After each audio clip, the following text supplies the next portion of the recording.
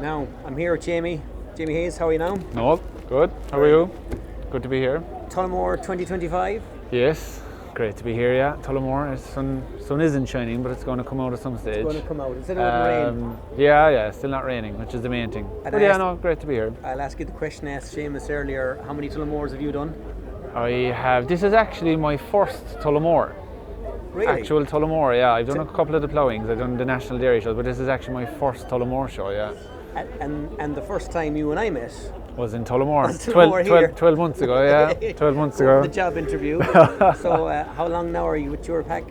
I'm with Durapak since last September, October, yeah.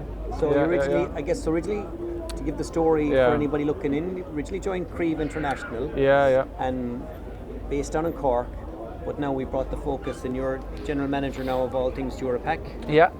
So I suppose, joined Creva. Got to see all the product range that was there. I suppose took a liking to the Durapak side of things, being in Cork and everything. I thought you were more interested in calf feeders at the time, but it was clear that it was Durapak. We'll support the Cork side of things. Yeah. And I suppose, here today, I suppose from January then, started with the whole Durapak thing. Yeah. And here we are today, all new signs, new logos, new refresh. And looking forward to it. Looking forward to the challenge, I suppose, yeah. And I've had the pleasure of visiting your farm at home, and you actually had Durapak on your own yard for like how many years? Yeah, it's there before my time anyway. It must be there 20 years now at least, yeah. 20 years. Yeah. So look, it was an easy decision, I suppose, in the end, being familiar with the name, with the product, and trying to bring it to the next level again and keep the whole thing going forward, yeah. And I have to give credit to yourself and John Joe in terms of the next level, the brand and Durapak, and where are we going with this, Jamie? Long life solutions for long life cows. What's your plan there? Yeah, so I suppose when we look at it, and we look at how we try to help farmers, what we bring to the market, whether it be our Durapak portfolio or whether it be the Creva portfolio that we also distribute, we want to bring a premium solution for the longevity, to protect the longevity of the herd and all that. We want to work with farmers that are proactive, I suppose, and moving forward, and really just getting onto farm, adding value, and really helping them along that way. Yeah. Brilliant. And I suppose the Durapak, we have Agroplastics here on show as well, and Durapak have the cubic mat range. And I suppose slat-rubber is one of our anchor products. Yeah. And the response has been good this year. Yeah, you have very a good. few new partners set up, and you have a lot of projects going on. And there's a lot happening. I suppose the slat-rubber is what Durapak was known for. Yeah. So being able to continue that on and keep it going and keeping everything the same there is brilliant. We've new agents brought on, new distributors, new partners around the country brought on. So and internationally as well. And internationally, internationally. So that's actually a very exciting part of it, the international thing, where I suppose being able to advance out into other markets and get real good feedback as well from people who've seen it. So it's all positive. All positive. Yeah. And we have some products in development. Yes. We're patents pending, so we can't talk too much about it. But again, you've been helped spearhead that. That's been going well. You're excited about that? Yeah, it's something I suppose that it's going to be new. It's going to be different. It's not going to be something a farmer has seen before. Yeah. So that's going to be very, very exciting on how we launch that, bring it to the market. And again, it comes back to our long life solutions for a long life cow, and how can we proactively create environments for animals going forward that they'll thrive and thrive on it. So, having all that said, then tell us a little bit about Jamie's history in the business, and where did you come from and all that in the business? Yeah, so I suppose when I left college, I went down the commercial route maybe in terms of sales. I worked with a machinery company in Cork, Atkins. Then I moved on, and I suppose I always had a grow for animal health, I suppose, and animals and cows especially. So I joined a company, AHV, and I was there for 3 years. Very interesting. Challenged, I suppose, a lot of the norms maybe. I learned a lot there about animal health, and then being able to bring all that to both Creva and Durapak and combine, I suppose, infrastructure and health together has been brilliant. Yeah. I suppose at home then, they're milking cows at home in the home place, and my father's also contracting. And I'm on a grandparents' farm then, where we have a finishing system, cattle finishing system. Bullocks and heifers, we're finishing them out at 2 years old. So that's where I suppose I'd have come across Durapak historically, was the slat-rubber at home on the slats or the finishing cattle. So yeah, that's me. The story in your home farm is quite interesting. Like, it was always a beef farm, but you converted to dairy. Yeah. And So I think even were Pearson doing a profile of it there recently. Again, I saw the parlour, lovely parlour. Yeah. So I suppose my sister is spearheading the thing at home, from converting over from a suckler herd to a dairy herd. Beautiful farm. Yeah. So that has been challenging and interesting as well. And I suppose I've seen what they've been doing there and trying to help out. But yeah, no, there's a lot of changes. I suppose we're trying to future-proof the enterprise and move forward. No regrets with the record beef prices now to be milking cows rather than. I suppose I'm keeping that side of it up, the beef side. Asked me 2 years ago, and I'd have gone milking cows, but ask me now and be a small bit slower maybe to jump over. But look, it's. I suppose we're in a volatile enough old world. Everything is so volatile, and there's going to be peaks and troughs and everything. So we just have to manage it. Yeah. Well, I'm very proud of the team in Creva and the team in Durapak. Nearly all of us have some sort of part-time farming or something going on. So you're still going to be actively fattening cattle yourself. Yeah, 100%. Yeah. No matter what.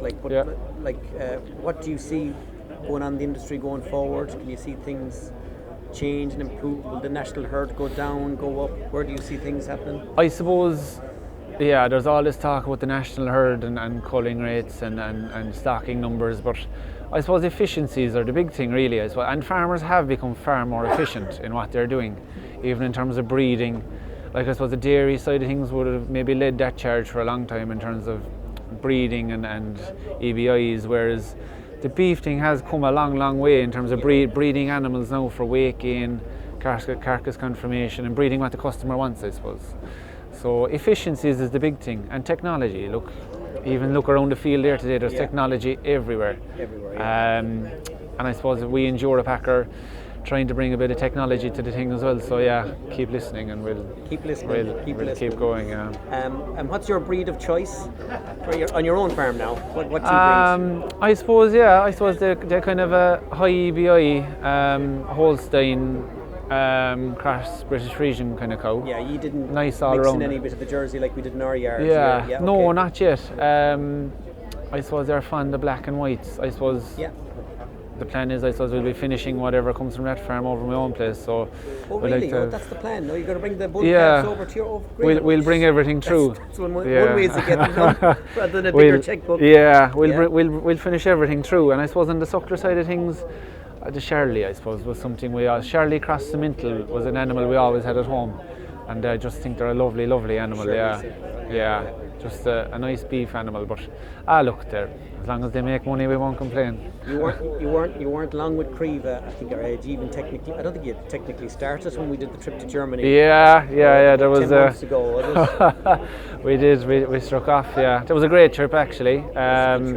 Got to see a lot, especially the Huber factory. Like it's amazing. And I suppose in terms of rubber and everything, it really gives you an insight of maybe different grades of rubber and different grades of matting. So it was brilliant to see that.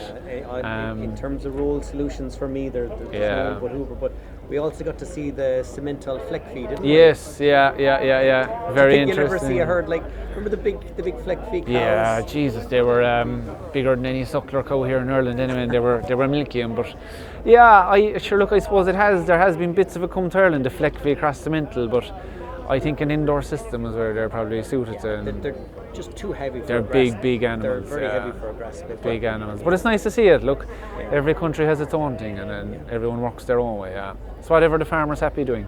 And so now, busy time now between now, hopefully in next January or February, as the manager of Durapak, what would you be, farmers that are interested in working with you and working with Durapak, what would you be asking them to do? Or I suppose get in contact with us first of all. We'll try and guide you in the right direction, and whether there's measuring din or whatever involved, whether it be yourself or you want us to contribute to that side of it, we can work on it.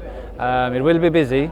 things have picked up. Even just talking to other businesses out there in the field, farmers are earlier this year getting out before the winter time, spending money. Get in before it's all gone, is all I can say, because stock is running out. So And look at from being, 20 years involved in animal comfort and 40 years since my father put the first cow mat on his farm at home. Like, the challenge with slat-rubber is there's so many different sizes. So like, if someone doesn't come into us early and get the size they need, we might have to tell them just to wait until we get restocked again, right? Actually, that's it. Yeah, look, at the moment, like we have a stock, but as you said, it runs out. There is going to be a lead time then after a certain period of time. Just don't leave it to the last minute, because it's no fun for us. It's no fun for you. And especially the way the year is. Look, we'll just get in, get it done. Peace of mind. Be ready for housing. And that's on that peace of mind, there's a new 30-day no quibble, no fuss. How are we working that, Jimmy? So I suppose it's all about, guaranteeing that farmer, if a product arrives on farm and it's not actually suitable for the application, or something has happened in transport, that look, we as a company, we're standing over that. We'll take it back free of charge to the farmer. There's no cost on the farmer, no liability. We'll take that back. We'll get it sorted for you and get the right product back out to you again. So that's something very interesting. It's just taking away that whole liability on the farmer in terms of us making a mistake or whatever happens.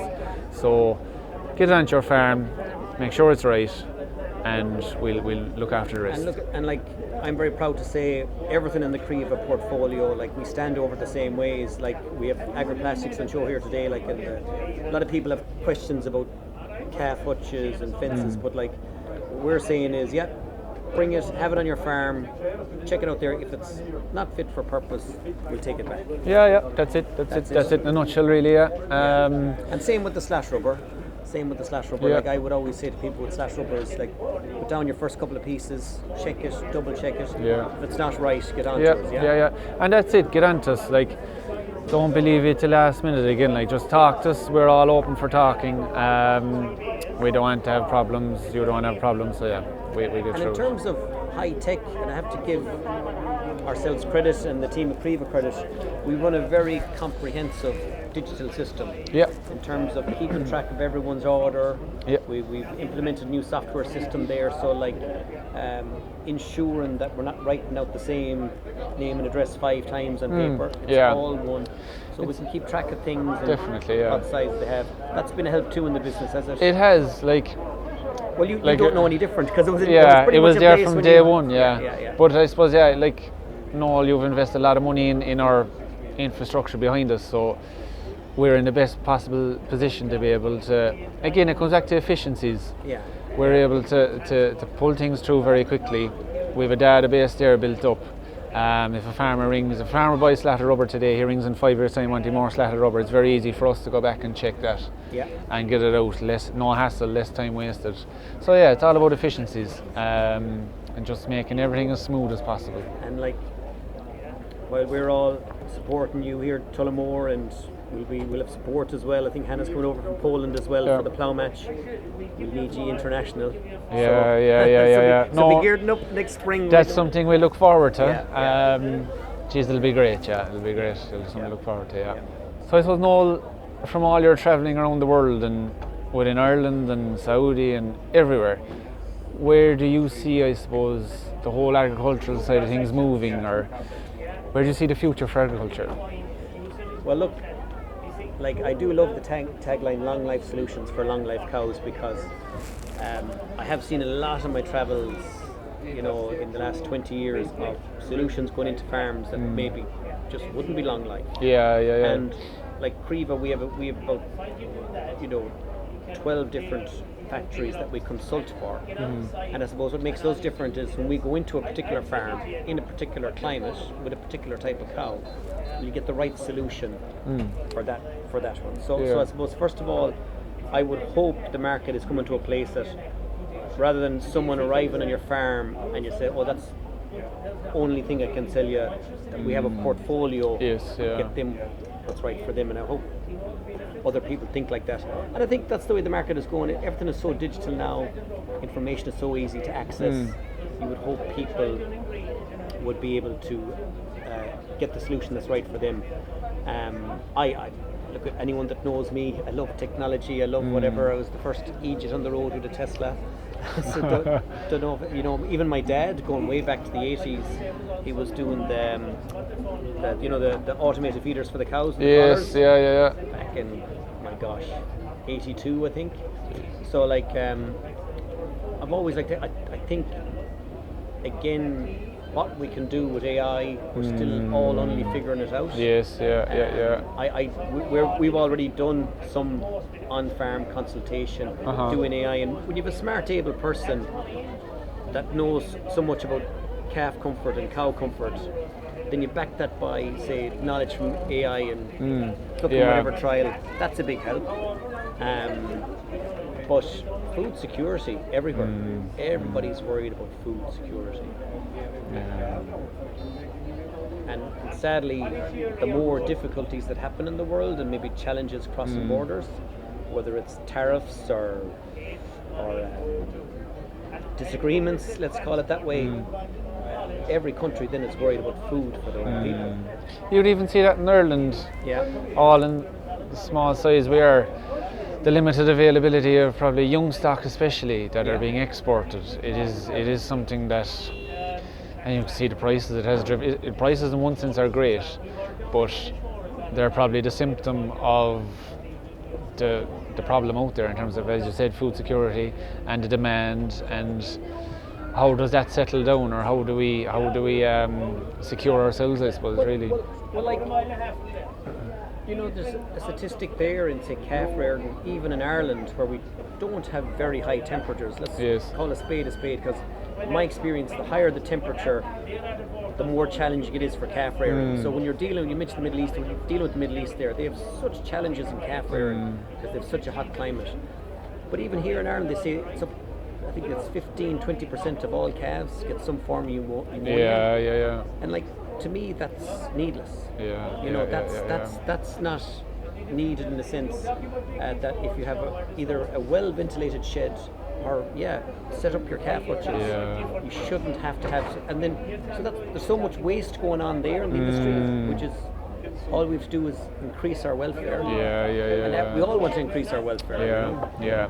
Comes back to efficiencies again, making use of what we have and trying to just, as I said, I suppose we challenge the market in one sense with our hutch system, but there are the benefits there, and once they're done right, they can be brilliant. But done wrong, it can be a disaster, but done right, it can be brilliant. It can be brilliant. So I suppose, Noel, when I joined Creva, there was a portfolio there, the urban feeders, and we worked away with them, I suppose. You wore the red jacket a few times. Yeah, I did. I wore the red jacket and loved it while we were at it, and got a good knowledge of them and everything. But I suppose, can you explain to me where Creva have gone with urban recently? Or so, I know urban a long time, and I suppose the person I know best out of urban is Manuel. He's the international sales manager. I meet him in my travels. Myself and Manuel always get on well. And we'd have projects then where we were maybe combining urban with Agroplastics, and then urban do distribute now in Germany Agroplastics, and so we helped facilitate that. And I suppose they came to us saying that, Volek had doing a tremendous job of urban for 20 years here in the market, and then they just needed Volek were finishing up and they were just looking for some support. We kind of stepped in quickly to keep the momentum going. They had a great team of engineers in Ireland. We kept the momentum going. I guess overall Creva itself is more B2B. No matter what you do, calf feeders and that is a very strong B2C business. And whether Creva could make it work or somebody else, we needed to find someone with really strong boots on the ground. And that's what our friends in O'Donovan have. So get on great with Deirdre. We had been working some urban through them, so they've taken it on now. Same engineers are there. Business is rocking on. I have an urban shuttle myself on the farm, working with the hutches. Certainly can't complain. But no regrets. I think it was we had to fill a gap for our friends in urban, and it worked out well. But for ourselves, Durapak is our brand. Durapak is a product range. There's so much more we can produce, and as much as I love technology and all that, when you do start getting into electronics and plugs, it's a different team you need. It is. It takes a lot of time, and I suppose we didn't want to neglect what we had in Durapak and try and protect that and keep that moving forward. Yeah. And if we find something that fits in with us, we work very well with it. But if it goes against us, and look, O'Donovan's are going to drive that side of the business, and like we still work very closely with O'Donovan, and we look forward to how it all goes forward. It'll be fine. And look at, I mean, what we love in Creva internationally is, I was talking about consult, combine and connect, consult with that farm. What are the issues going on? Or educator, distributor, sales team, to talk with farmers, to consult with them. What is the problem? Combine then from various factories. So like I do see like Durapak slat-rubber maybe converting beef sheds and putting in an urban calf feeder in there. Maybe if possibly see more veal production here in this island. I don't know. You could see things like that going on. But like we will combine from various solutions and then just connect the dots. Connect the right people, distributors, factories, to get all that product on farm. But we'll keep it going. Let's see, this was it.